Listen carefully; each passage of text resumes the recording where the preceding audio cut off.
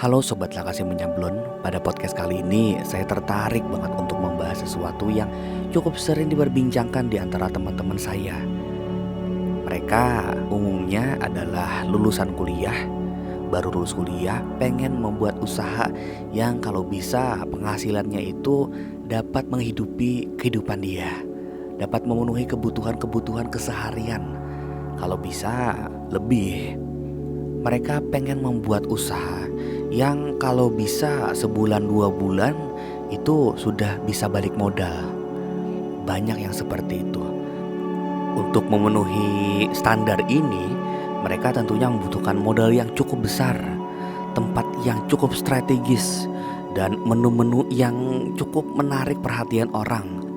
Kalau bisa yang lagi hits, karena sesuatu yang hits ini mungkin bakal banyak menarik pengunjung, banyak peminatnya, banyak yang mencari barang-barang atau produk-produk yang lagi hits kali ini atau di tahun ini. Dan untuk lebih menarik pengunjung, mereka mendesain bangunan atau interior dari sebuah toko yang mereka bangun itu dengan sesuatu yang maksimal. Desain-desain yang menarik, desain-desain yang kece, menu-menu yang bervariatif, pencahayaan yang sangat pas untuk usaha ini, dan lain sebagainya lah.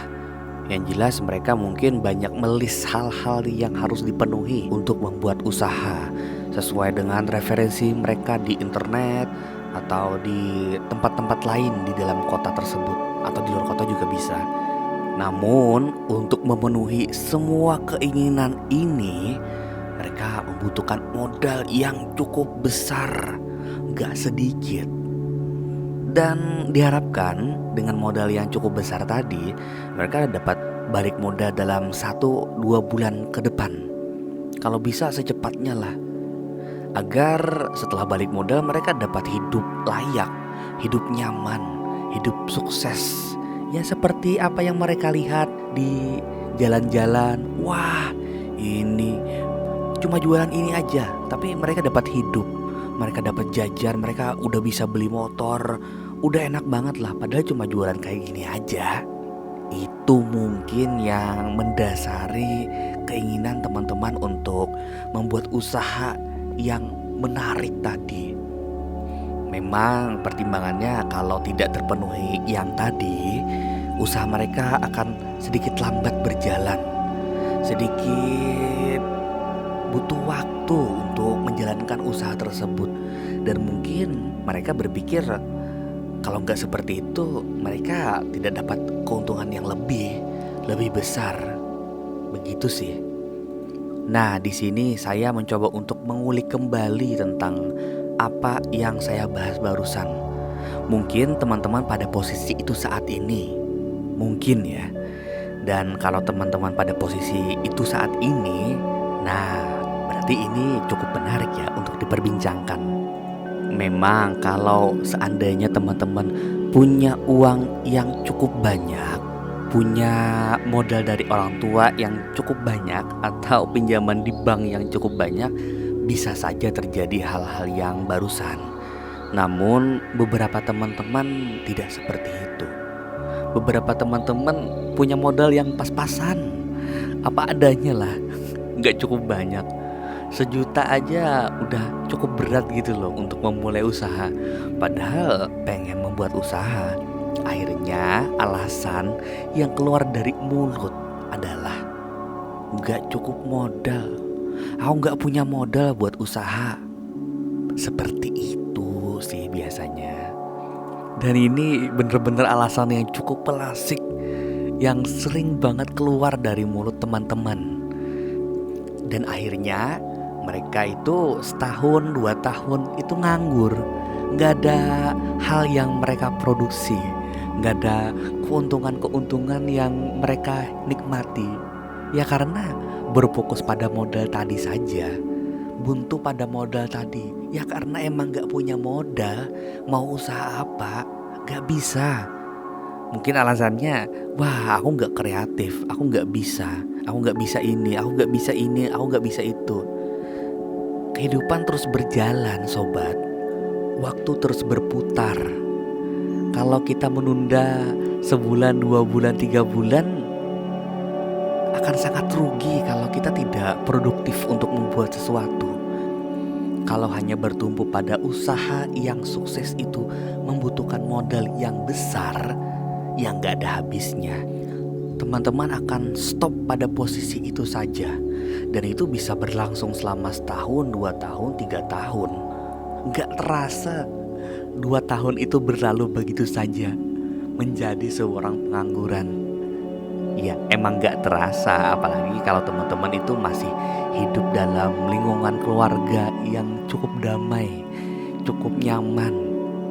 Apalagi kalau orang tuanya itu PNS, walalalala, damai, sejahtera, aman, walah. Itu zona yang cukup nyaman banget lah. Setahun 2 tahun gak terasa. Padahal nih, kalaupun seandainya kalian punya modal, anggaplah modal itu besar, terus teman-teman mencurahkan segala uang yang ada itu untuk memulai bisnis yang sesuai standar teman-teman barusan, bisa saja bisnis itu nggak bisa bertahan lama juga. Karena setelah kita memulai usaha, akan banyak lagi permasalahan-permasalahan yang muncul. Membuat usaha itu tidak semudah kata motivator-motivator yang ada di internet, motivator-motivator yang ada di YouTube. Tidak semudah kata-kata itu. Banyak sekali perjalanan-perjalanan sulit yang akan dihadapi. Bukan cuma permasalahan eksternal saja, tapi juga internal. Kalau eksternal mungkin kan kita berhadapan dengan konsumen atau faktor-faktor lingkungan antara pesaing-pesaing bisnis kita. Namun internal sendiri yang kadang cukup merusak usaha kita. Kita malas, kita menunda-nunda, kita pengen banget untuk mendapatkan keuntungan, namun tak kunjung juga. Akhirnya putus asa.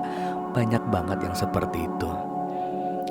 Saya punya temen, dia punya uang anggaplah cukup banyak. Dia memulai bisnis, usaha kecil-kecilan saja sih, gak besar banget. Namun setelah sebulan 2 bulan gak kunjung mendapatkan penghasilan yang menarik yang dapat menghidupi dia. Mulai menurun semangat itu, mulai menurun sedikit demi sedikit. Akhirnya banyak alasan-alasan yang keluar. Entah ini, entah itu. Wah gak bisa, wah gini, wah susah, wah tempatnya kurang strategis, wah ini alasan-alasannya banyak. Banyak hal yang dikambing hitamkan. Akhirnya gak sampai setengah tahun usaha itu selesai, gulung tikar. Padahal ya saya cukup mengikuti perjalanan dia, jadi cukup banyak tahu lah tentang dia. Awal-awal membuat usaha itu dia sangat rajin, kesana kemari urusan ini urusan itu. Untuk menyewa toko itu wah semangat banget dia. Ketemu sini ketemu sana, pertimbangan ini pertimbangan sana, terus cari referensi. Lah semuanya dia kerjakan dengan sepenuh hati dan penuh semangat. Ya karena emang ada modal. Dan setelah berjalan beberapa saat, setelah usaha itu berjalan, mulai sedikit menurun. Wah ternyata pendapatannya gak banyak ya, gak cukup ya untuk hidup.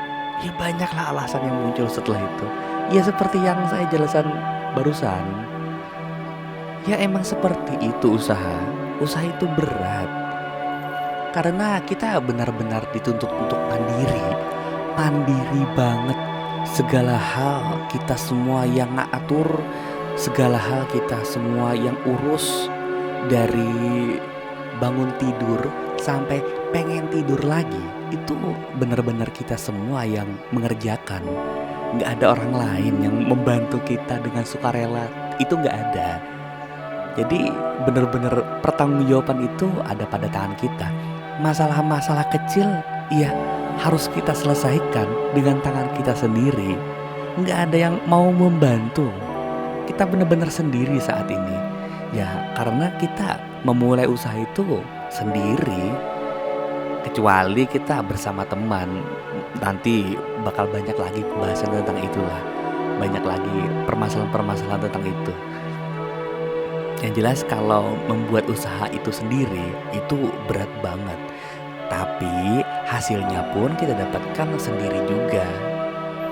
Dan kalau bersama teman-teman ya memang pekerjaan kita agak sedikit lebih ringan. Banyak yang membantu, terutama untuk teman-teman kita sendiri. Namun hasilnya pun akan dibagi lagi. Jadi ini tergantung teman-teman sih mau pilih yang mana antara pribadi dan bersama teman-teman. Semuanya itu ada plus minusnya lah. Yang jelas dalam perjalanan usaha itu gak mudah. Bener-bener gak mudah. Musuh terbesar dalam membuat usaha itu sebenarnya bukan dari luar. Dari luar itu bisa kita atasi, ada teknik-tekniknya.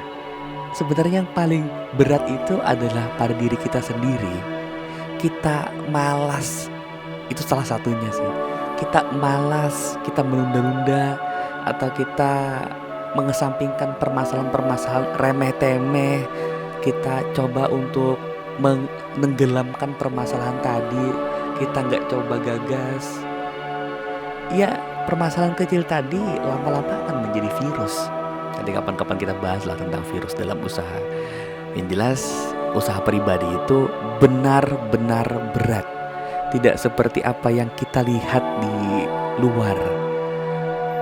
Jadi begini sih, kalau saya coba ambil kesimpulan sementara, mau usaha ikut orang, ikut perusahaan, atau ikut kantor atau yang lainnya, ataupun usaha sendiri, kita membuat usaha sendiri, itu sebenarnya sama-sama berat, sama-sama gak enak. Yang namanya berusaha itu melelahkan, sebenarnya seperti itu. Namun kalau pribadi itu kita bisa berkreasi, kita bisa mengatur segala sesuatu, kita bisa meramu metode-metode atau hal apapun lah. Kita percobaan-percobaan, ya itu bisa. Walaupun hasilnya ya kita nggak tahu juga. Namun kalau misalnya ikut orang, kerja sama orang, kantor atau apapun lainnya, ya kita kerja, kita dapat hasil, dan begitu terus menerus sampai beberapa tahun. Mungkin sampai kita tua nanti ya kayak gitu aja. Gajinya pun stabil, damai, aman, sejahtera, bisa kita hitung lah. Pikiran kita bisa fokus ke keluarga, fokus ke teman, fokus ke komunitas. Karena kita menjalani sesuatu di dalam usaha tersebut hanya sebagai rutinitas saja. Namun kalau usaha pribadi memang benar-benar berat. Segala sesuatunya akan terasa berat karena kita semuanya menanggung sendiri. Namun kita bisa berkreasi, kita ubah sedikit, kita permainkan sedikit, kita naikkan sedikit, kita turunkan sedikit, kita renovasi lagi. Itu lebih mengasyikkan bagi beberapa orang. Jadi tergantung kepada pribadi teman-teman lagi. Dan yang paling penting, ini sebenarnya entah itu usaha pribadi atau ikut orang, yang jelas kita harus mengenali diri kita pribadi. Kita ini orangnya yang seperti apa? Apakah kita ini seorang pekerja yang ikut aturan, menjalani rutinitas seperti itu saja, itu nggak masalah, yang penting dapat uang? Atau kita seorang yang suka berkreasi, kita seorang yang suka berpetualang, kita suka mencoba sesuatu, hal-hal yang baru. Maka kalau seperti itu mungkin wirausaha memang salah satu pilihan yang cukup menarik dan bisa diambil sebagai langkah untuk menghidupi kehidupan kita. Nah, sekarang kita coba untuk kembali ke topik yang awal tadi. Sebenarnya begini sih, entah modal besar atau modal sedikit, itu sebenarnya sama saja. Ya memang kalau modal besar kita dapat melihat apa yang telah kita buat itu di awal. Udah terlihat hasilnya, udah terlihat bentuknya, bentuk bangunan maksudnya, bentuk menunya bagaimana udah terlihat. Namun kalau modal sedikit itu kita nggak bisa lihat langsung, hanya kecil-kecilan saja. Kalau saya berkaca pada pengalaman saya sendiri, usaha sablon yang saya jalani saat ini itu berawal dari modal yang cukup kecil, cukup kecil ya untuk usaha sablon. Dulu awalnya cuma bermodalkan 1.500.000, itu pun hasil dari kerja saya di tempat lain. Dari modal itu saya coba untuk beli alat sablon, beli tinta, beli kayu, saya buat meja sablon sendiri. Saya coba cari pasar sendiri, awalnya dari teman-teman. Dari keuntungan yang ada, saya coba putarkan kembali. Beli alat lagi, tambah alat lagi, beli ini, beli itu. Gak banyak, cuma sedikit demi sedikit. Tentunya dari hasil tadi saya coba bagi lagi. Ada buat makan, makannya pun seadanya saja. Irit banget, versi anak kos kembali lah. Kita jalankan lagi sedikit demi sedikit, dan lama-lama jadilah seperti ini. Alhamdulillah sekarang udah cukup berjalan, udah cukup nyaman. Memang butuh waktu yang cukup lama, namun seperti ini sih, kita perjalanan yang sedikit demi sedikit ini malah banyak menemukan cerita, kisah. Permasalahan yang dihadapi pun tidak ada yang besar, semuanya kecil. Dan tentunya sesuai dengan porsi kita dapat menyelesaikan permasalahan-permasalahan yang benar-benar kecil. Karena emang usaha kita berawal dari hal yang kecil. Beda kalau kita membuat usaha itu langsung besar, maka mungkin masalah-masalah pun cukup besar yang akan kita hadapi. Dan kadang-kadang kita nggak sanggup untuk menopangnya masalah-masalah tersebut. Karena memang usaha kita ini ya besar, udah seperti seseorang yang sukses begitu. Dan di sana kita nggak sanggup untuk menghadapi masalah-masalah tersebut. Jadi kalau saya pribadi menyarankan teman-teman nggak usahlah untuk memikirkan modal yang besar tadi. Modal sedikit pun nggak masalah. Mulai dulu aja, karena di jalan nanti bakal banyak kok masalah-masalah yang berat itu. Yang mana kalau misalnya kalian modal besar pun ya sama aja. Semuanya akan dapat masalah kok. Semuanya akan dapat trouble yang membuat kita itu putus asa. Bakal sama saja. Hasilnya pun pada akhirnya bakal sama saja. Kita sama-sama sukses kok pada akhirnya kelak. Ya walaupun nggak cepat. Kalau yang usaha kecil tadi, modal kecil tadi nggak cepat. Tapi ya sadar dirilah. Ya karena emang saat ini kita nggak punya modal besar, ya udah sedikit aja. Yang penting jalan dulu aja. Nggak usah muluk-muluk lah. Nggak usah ribet. Yang membuat ribet itu kepala kita sendiri kok. Kita terlalu banyak mikir. Kita terlalu banyak berekspektasi. Dunia nyata itu tidak seperti apa yang kita pikirkan. Banyak hal, banyak macam-macamnya. Nah dari segala sesuatu tadi, kuncinya cuma satu. Kita setia pada langkah kita. Kita setia pada hal yang telah kita mulai dari awal. Setahun 2 tahun gagal, gak masalah. Kita coba terus, jalani terus, perbaiki, revisi. Ya seperti itu terus. Ini bakal sangat membosankan. Tapi karena kita sudah memulai, ya harus kita jalani sampai benar-benar sukses. Sampai kita benar-benar menemukan diri kita pada titik kesuksesan kelak. Dan siap-siap saja memetik hasil yang telah kita perjuangkan, yang telah kita tanam sejak dulu. Seperti itu saja sih. Mungkin podcast kita kali ini sampai situ dulu. Yang jelas, jangan pernah menyerah. Jangan putus asa. Perjalanan masih panjang. Cintai pekerjaanmu saat ini. Entah saat ini kamu menjadi karyawan atau menjadi wirausahawan. Yang jelas jangan nganggur. Karena kita bakal sangat rugi kalau kita cuma nganggur, leha-leha, tidur begitu saja.